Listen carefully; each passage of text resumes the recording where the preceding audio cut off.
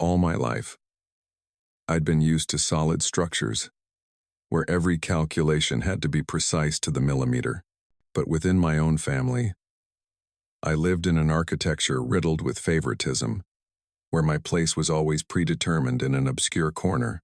The rank of captain was just an external title. Deep down, I was still the quiet son who carried the burden, always left behind in the shadow of my brother's glamour, until one fateful Christmas morning.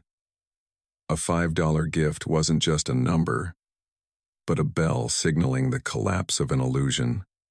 I knew it was time to redefine my value and my place. I'm Captain Kalen Hayes, 34, a combat engineer just back in Portland on leave after an overseas deployment. My years in the military taught me composure and sharp analytical skills, even for life's most baffling situations. This Christmas, I sat on the worn rug in my parents' Portland living room.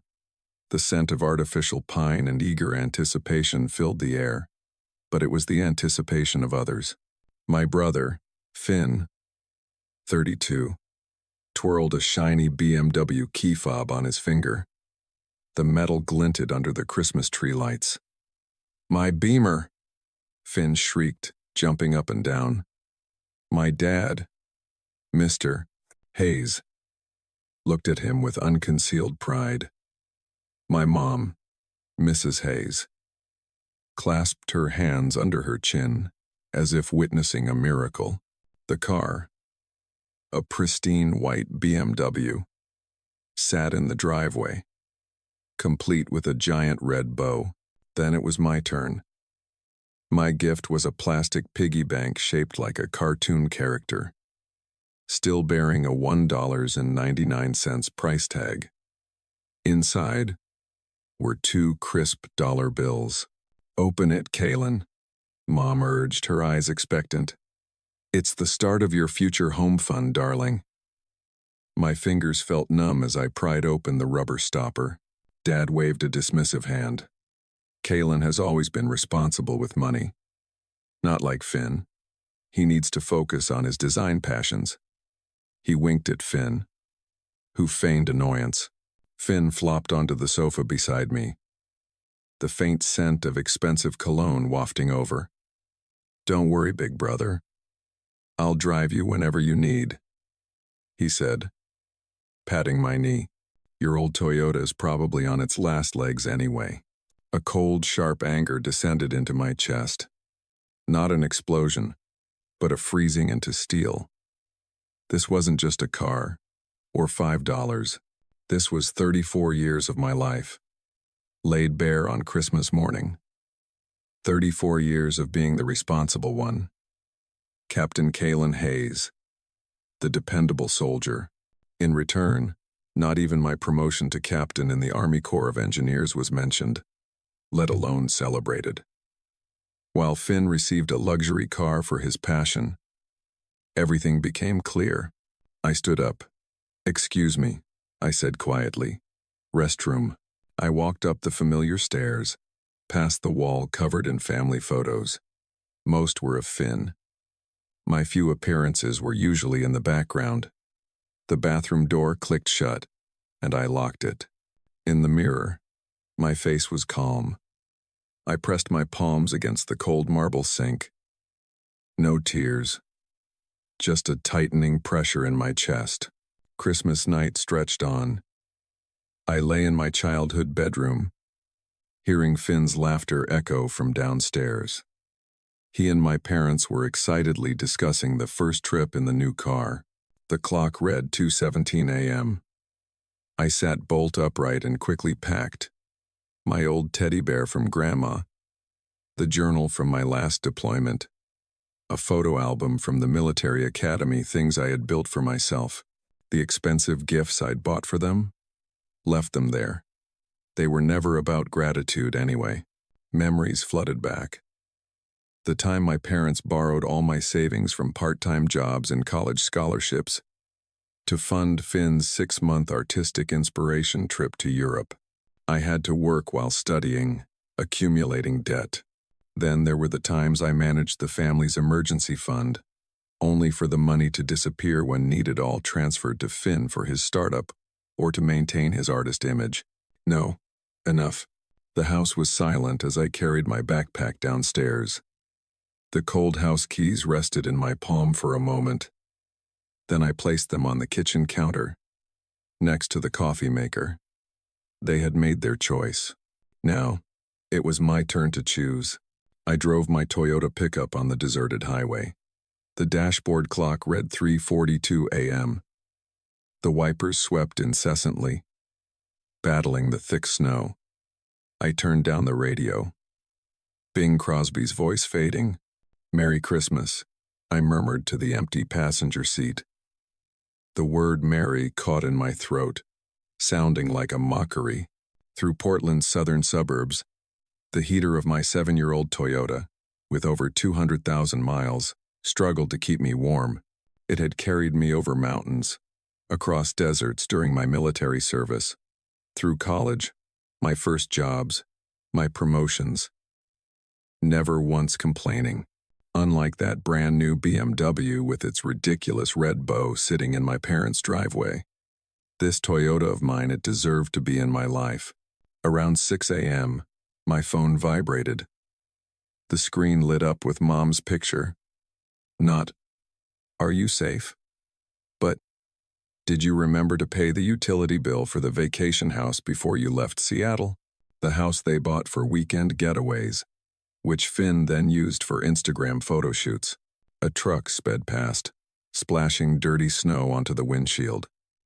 3 seconds of blindness. My hands clenched the steering wheel, trembling slightly. Memories surged. Finn's 5th birthday. A grand superhero party. A guy in a Batman costume. A giant bouncy castle. 30 kids. My birthday the following year. A supermarket cake. 2 friends. A few balloons. "Finn needs social interaction, Kaylin," Dad explained. "You're much more independent." Independent. Their code word for "you don't need us." High school graduation.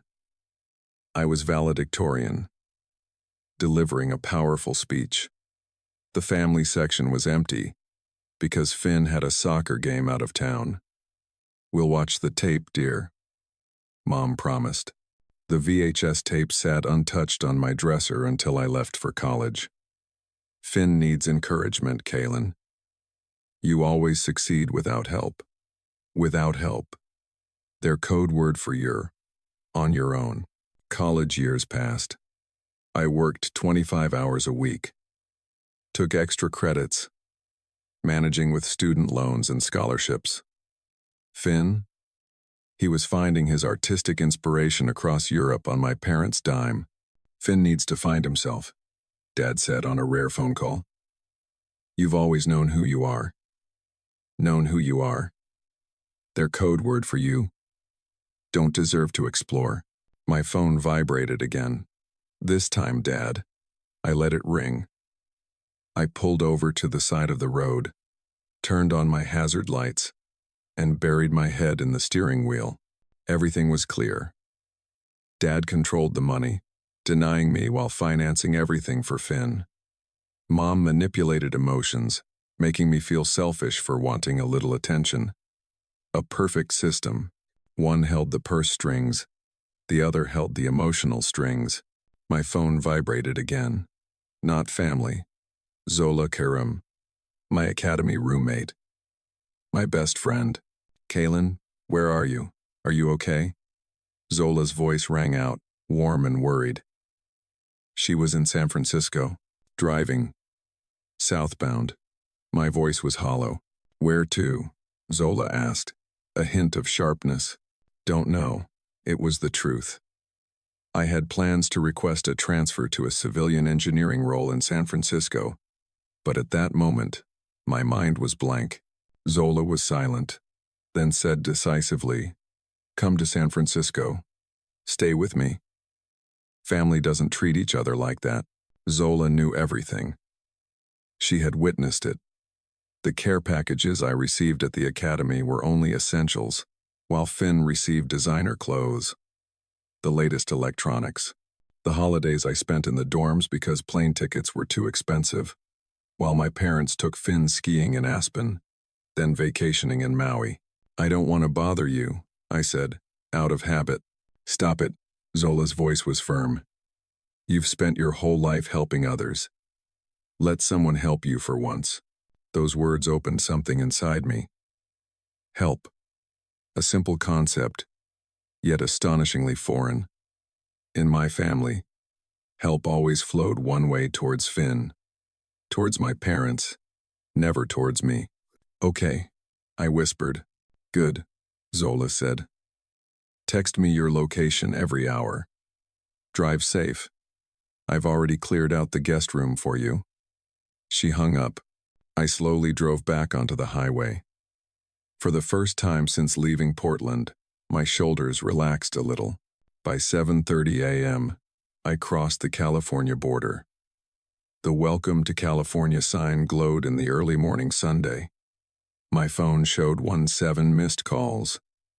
32 messages. With decisive movements, I muted notifications from Dad, Mom, and Finn. The silence now was heavier than any accusation.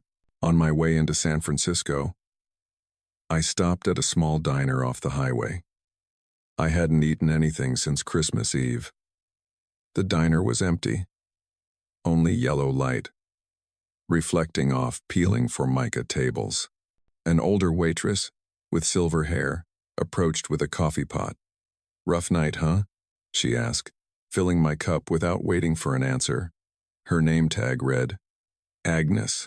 Rough life, actually, I mumbled, then felt a bit embarrassed by the sentimentality. Agnes didn't flinch. Honey, I've been serving coffee here for 40 years. I know heartbreak when I see it. Family or girlfriend trouble? Family, I said. She nodded, pushing a menu towards me. Blood makes you related. Love and respect make you family. Her wrinkled hand gently touched mine for a moment. The special today is good. Comes with extra bacon. I ordered the special and wrapped my hands around the hot coffee cup. Agnes's words echoed in my head. Blood makes you related. Love and respect make you family. For 34 years, I had been a member of the Hayes family. Maybe it was time to find out what it felt like to be part of a real family. 3 weeks after that Christmas, my phone buzzed continuously on my nightstand. Already a dozen calls this morning, all from Dad. I silenced it, leaving them in the missed calls list. I wasn't calling back. The first week, their messages were full of confusion, not understanding what happened. The second week seemed more worried. By the third week, the messages shifted to manipulative, almost demanding tones. My dad sent a voicemail. Kaylin Hayes, return the car now, or I'm calling the police for theft. This childish behavior has gone too far. I just found it amusing. The Toyota was mine. I'd paid it off 3 years ago. Mom also texted. The doctor says my blood pressure is high because you're stressing me out. Do you want me in the hospital because you're selfish? I deleted it immediately. No reply. Zola had an empty room. I stayed there, a mix of strange and familiar. On my laptop, I opened the email I'd written and rewritten a dozen times. A request to transfer to San Francisco. I hit send before I could think twice. Not relying on anyone, just my own strength. 3 hours later, the acceptance email arrived. Quick, as if I always could. You got it? Zola appeared at the door, seeing it on my face. She beamed. The feeling of someone celebrating my success without making it about them was still new. Yeah, I start Monday, I confirmed. Now I just need to find a place to live. Zola grinned. Already called Andrea from my book club. She manages some apartments in the Mission District. Good price. Safe. A 20-minute walk to your new job. You didn't have to do that. I wanted to. She cut me off, sitting on the bed. Friends help friends. No strings attached. Sounds foreign to me. Yeah. Zola nodded. Her words hit me hard. No strings. No obligations. No calculations. I felt something inside me about to break. I even booked an appointment for you, she added, pushing a business card across my laptop. Dr. Shaw, Tuesday at 4 p.m. Family therapy was written on it. I'm not crazy, I said. No, Zola replied. But you've carried that weight for too long. Try putting it down somewhere safe. Tuesday afternoon, the therapist's office didn't smell like anything in particular. Dr. Shaw looked kind. She let me speak, without rushing. Favoritism. I finally said it. All my life, I've never been treated fairly. How does that favoritism make you feel? She asked. Like I'm only worth $5, I replied. That weekend, I rented the apartment Andrea recommended. Small, with a tiny kitchen, but the windows caught the afternoon sun well. That evening, it was mine. I bought basic furniture, a sofa bed, a lamp, a table, sparse but intentional, with room to grow. The following Saturday, Zola dragged me to a pottery class. You need to do something besides work and therapy, she said. I initially resisted, but as my hands touched the clay, it felt surprisingly good. The pottery teacher said, "Don't force it. Just feel what it wants to become." My hands trembled as I molded it. By the end of the session, I had a small bowl, uneven rim, not very pretty but handmade by me. 4 weeks after that Christmas, the first video call from home came. I answered on the third ring, bracing myself for the familiar guilt. Whenever I saw their faces, the video call connected. I saw my parents on the screen. Dad was angry, his voice tight. "Kaylin, where are you?" Mom burst into tears, the usual tactic. "You're so thoughtless, Kaylin. How could you leave home like that?" I took a breath, calmly replying, "San Francisco." My mom squeezed into the frame, her voice resentful. "You changed jobs without discussing it with us? How could you be so inconsiderate?" The old feeling, something tightening in my chest, wanting to apologize, wanting to make everything normal again. But then I remembered Dr. Shaw's words. Your feelings are valid. Their reaction is their business, not yours. I need space, I said. Space from what? Dad roared. From family? From responsibility? From growing up? From feeling invisible, I countered. From being valued less than Finn. From trying to earn love that should have been given freely. My mom immediately burst into tears. How can you say such hurtful things? We've always loved you both equally. I'm no longer responsible for your emotions, I said. The words were like stones I'd held in my mouth for years, now released. I'm only responsible for my own feelings. My dad slammed his palm on the table. This conversation is over until you apologize. Then I guess we have nothing left to say, I replied, and ended the call. In the days that followed, rumors started reaching me. I was having a mental breakdown, living in poverty, joining a cult. Finn's Instagram posted photos of him looking worried, with vague captions about family pain and praying for those struggling with mental health. I didn't care. In San Francisco, my new colleagues only saw my true capabilities. No favoritism, no prejudice, no comparisons, just work, professionalism, and results. I sighed, feeling relieved for the first time. 10 days later, Finn unexpectedly showed up at the office reception. Luckily, Zola was bringing me lunch that day.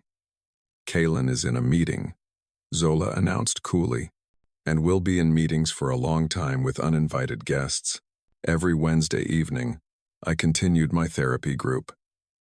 Sitting among strangers, I realized something important. Love without respect isn't love. It's possession. A simple statement, but it echoed in my head all week. 6 months after Christmas, my apartment had transformed.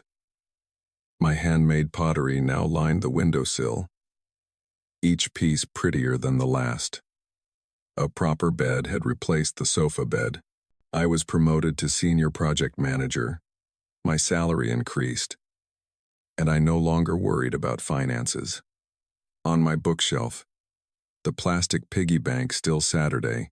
I filled it with crisp $5 bills, one for each week of freedom. Not as punishment, but as a reminder.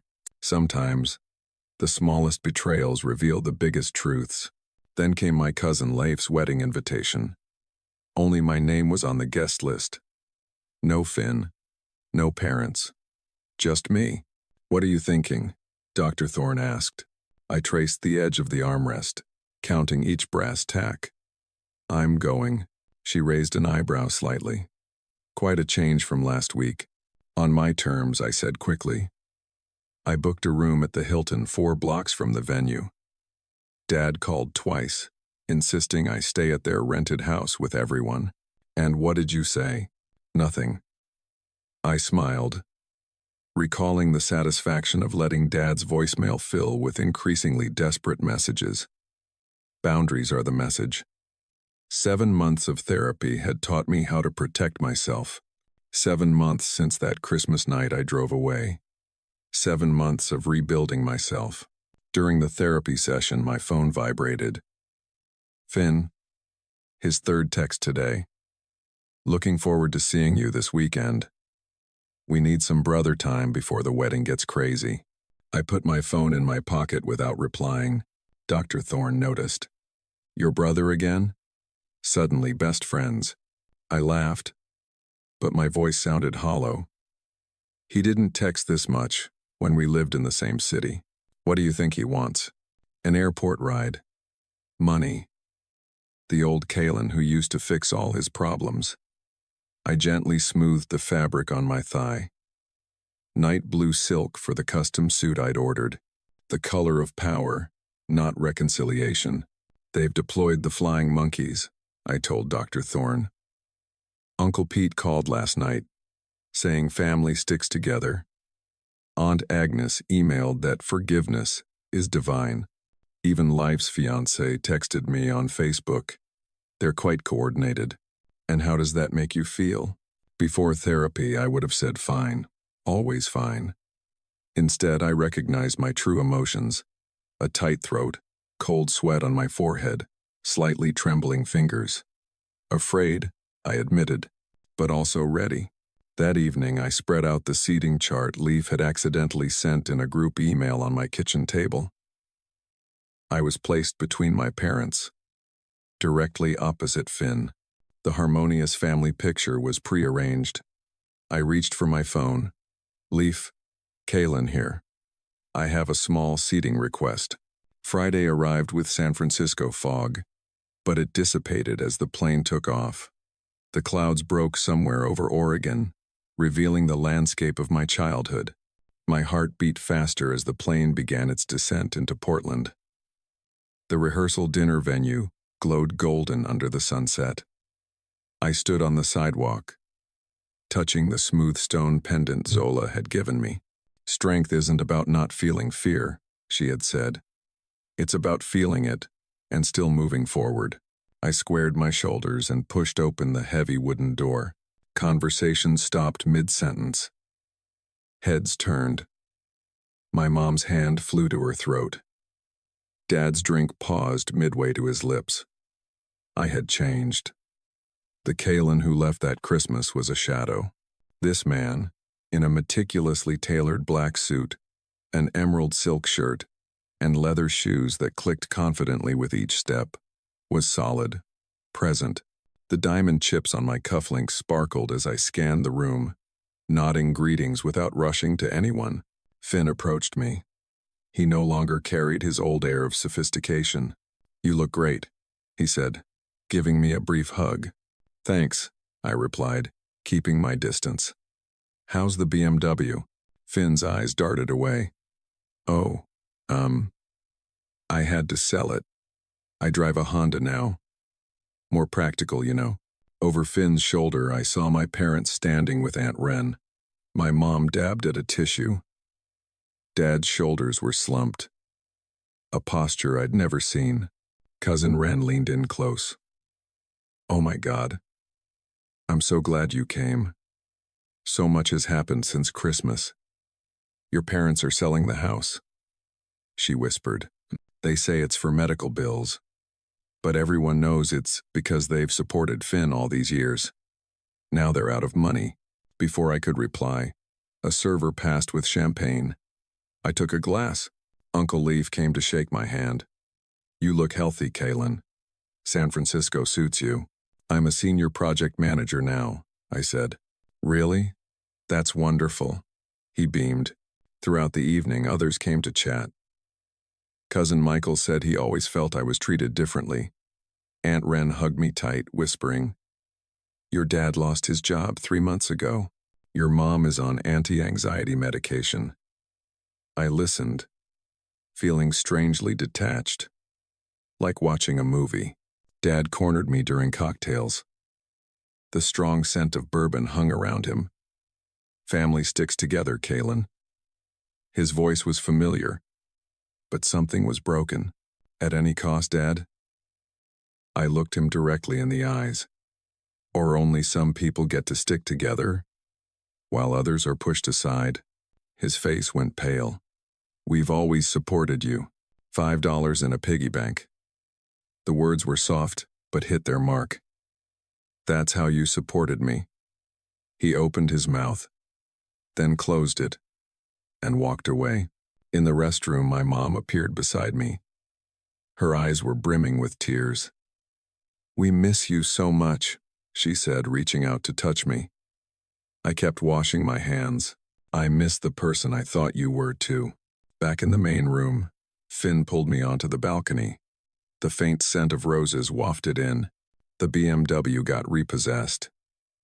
He blurted out, I'm deep in debt. No more design clients. Dad can't help anymore. His voice choked. I don't know what to do, Kaylin. They never taught me how to stand on my own. The confession hung in the air. 7 months ago, I would have rushed in to help. Now, I didn't. I placed a hand on his arm. That sounds really tough. Finn, I'm sorry you're going through that. I can help you with a budget, but I can't fix everything for you. Over Finn's shoulder, I saw Leif beaming next to his bride. Tomorrow would bring other challenges, but tonight, standing here, the weight of family expectations slid off my shoulders like water, and I was no longer afraid. I was the man who had built his own life. Whatever came, I would face it. The next morning, I stood in the bridal suite at Magnolia Gardens, looking at Leif. Early sunlight streamed in, soft and golden. Kaylin, your parents are looking for you, Aunt Wren whispered. They're in the library. Say it's important. I knew. 7 months since I'd left, leaving only a note. Thanks, Aunt Wren. My voice sounded calm. I'll see them after I help Leif with his tie. Aunt Wren softened her eyes. They said it was an urgent family matter. Before the ceremony. Of course, the library door was heavy. I pushed it open. My mom sat stiffly, a tissue clutched in her hand. Dad paced by the fireplace, tense. Finn stood by the window, wearing an expensive suit, but no BMW. Kaylin, thank goodness. Mom stood up, arms outstretched. We need to have a family talk. I stayed by the door. The ceremony starts in 40 minutes. Sit down, Kaylin. Dad gestured to a chair. The intervention was staged. This can't wait. I closed the door. Did not go to the chair. I'm listening. Finn stepped forward. Kaylin, this has gone too far. Dad lost his job 3 months ago. Mom's in therapy for depression. Finn continued. It's all because you left on Christmas. Mom dabbed her eyes. We're selling the house. Financial crisis, health issues, guilt, all neatly packaged. 7 months ago, I would have apologized, offered to help. Today I went to the chair, put my briefcase down and sat up straight. I'm sorry about Dad losing his job. It's good that Mom is getting help. Their faces were bewildered. Didn't you hear us? Finn raised his voice. They're selling the house. Because of you. No. They're selling the house because of their choices. Long before I left, I took a photo album from my briefcase. I brought this for everyone to see. Mom frowned. We don't have time for this meeting you called. I opened the album. Then we'll make time. The first page showed 2 birthday parties. Finn's lavish, mine simple. Remember? I flipped through photos of Christmases, graduations, outings. The favoritism was undeniable. My dad's face reddened. Ridiculous. We always treated you fairly. I pulled out bank statements. My student loans. $67,000. Finn's education was fully funded, including a year in Europe. Finn shifted. That's not fair. You chose engineering. It was my passion. I corrected him. Just like art was yours. The difference is my passion wasn't invested in. My mom stood up, hands trembling. We didn't have money when you were in college. Things were different when it was Finn's turn. Mom. I looked into our family finances years ago. I cut her off. Dad was promoted when I was 16. Grandma's inheritance came before my college years. You had the money. You chose not to spend it on me. The room was suffocatingly silent. I laid out birthday cards, spanning 30 years. Finn's were overflowing with affection. Mine were all dry advice. We always knew you'd be okay, Dad said, his defensiveness crumbling. You've always been so capable. There it was. The truth. Capable doesn't mean I deserve less love. My voice was steady. Responsible doesn't mean I have to carry every burden. My mom collapsed, truly weeping. We never meant to hurt you. Intentions don't erase consequences. I reached into my briefcase one last time. The plastic piggy bank clattered as I placed it on the table. Dad stared at it. What the hell is this junk? I pulled out the stopper. Dozens of crisp $5 bills spilled out. I saved one $5 bill for every week. Since Christmas, I explained. This isn't about money. This is about what you thought I was worth. Finn picked up a bill. I never realized how it looked from your side. His voice lacked its usual defensiveness. They never taught me how to stand on my own 2 feet. Outside the library, the sounds of relatives echoed. In a few minutes, they would be celebrating love. My family, however, was confronting its absence. I don't want an apology, I said, standing up. I want change. My conditions for reconciliation. Family therapy with full and honest participation from everyone. And respect for my boundaries. My dad started to argue, but Mom placed a hand on his. We'll do it, she said, surprising me. Whatever it takes. I gathered my evidence and the piggy bank, but left a few bills on the table. That's for you all. A reminder. Walking towards the door, I paused. I need to get to my seat for the ceremony. Zola's holding it for me.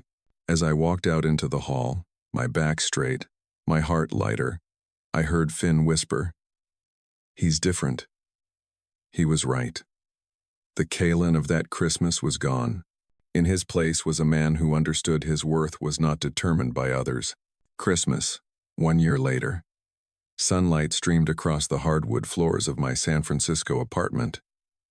Friends gathered around my very own dining table.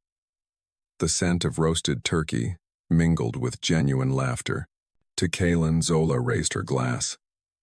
The man who builds stronger bridges than anyone I know, both in work and in life. My cheeks flushed. Exactly 1 year ago, I had placed the house keys on the counter and driven away. Now, I stood in an apartment full of people who chose to be here, surrounded by pottery I had made myself, and to Senior Project Manager Hayes, Leo added, his fingers gently touching mine under the table. The touch still sent a shiver through me, not a lightning strike, but the steady current of something slowly becoming permanent. His team completed the Richardson Tower project 2 weeks early. Leo was an environmental engineer. He understood deadlines and the sustainability of things. 6 months ago, when he first asked me for coffee, I almost said no. The habit of self-sacrifice still lingered. Dr. Thorne called it progress when I accepted. The kitchen timer chimed, saving me from having to acknowledge their praise. Some changes take more time. Need help? Leo asked, following me into the kitchen. I can do it myself. The words automatically came out. Then I stopped myself, remembering Dr. Thorne's challenge. Accepting help doesn't diminish your strength. Actually, I said, could you slice the turkey for me? I never learned. My phone vibrated with a video call from Finn. Our monthly call. The boundary we had established. I answered, while Leo sliced the turkey. Merry Christmas, big brother, Finn said, his face filling the screen. The apartment behind him looked smaller than mine. No more designer items. No luxury car. Working 2 jobs had given him a new perspective on money, along with dark circles under his eyes. You look happy, he said, his voice softer. Your place looks great. Feels like home. I turned the camera to show him my pottery corner. How are Mom and Dad? Dad's been sober for 90 days. He wanted me to tell you. He adjusted the camera to show my dad sitting in the living room of a modest apartment. The AA meetings are really helping him. He's a different person when he's not drinking. I nodded, not quite ready to fully process it. And Mom? She's still volunteering at the community center. She wanted to call, but there was an emergency food drive. Finn paused. They asked about you. Not in the old way either. We talked for a few more minutes, then said goodbye. The wall clock showed it was time for dinner. Around my dining table, conversation flowed between Zola, Leo, and friends. No one mentioned the piggy bank displayed on the fireplace, now filled with dollar bills, symbolizing lessons learned rather than resentment. After dessert, Finn texted a photo of some handmade pottery. Not very good, but made with love. I'll send it to you tomorrow. Then another message came from Mom. Found this in the attic while clearing out the house. It always belonged to you. Attached was a photo of my childhood architectural model house, the only thing I loved growing up. Below it were transfer papers, officially making it mine. Later, when everyone had left and Leo was helping me clear the dishes, I stepped out onto the balcony. San Francisco Bay stretched before me. Lights from the bridges reflected on the dark water. The buildings I had once designed stood tall against the night sky. Value isn't something you earn through usefulness, I whispered to the city lights. It's something you declare by knowing what you will and will not accept. Leo came up beside me, draping a blanket around my shoulders, warding off the December chill. Deep thoughts. Just grateful, I replied, leaning into his warmth. Sometimes, the biggest gift is realizing what you won't accept anymore. The piggy bank still sat there, visible through the window, no longer a symbol of what I lacked, but of the courage I had found to value myself.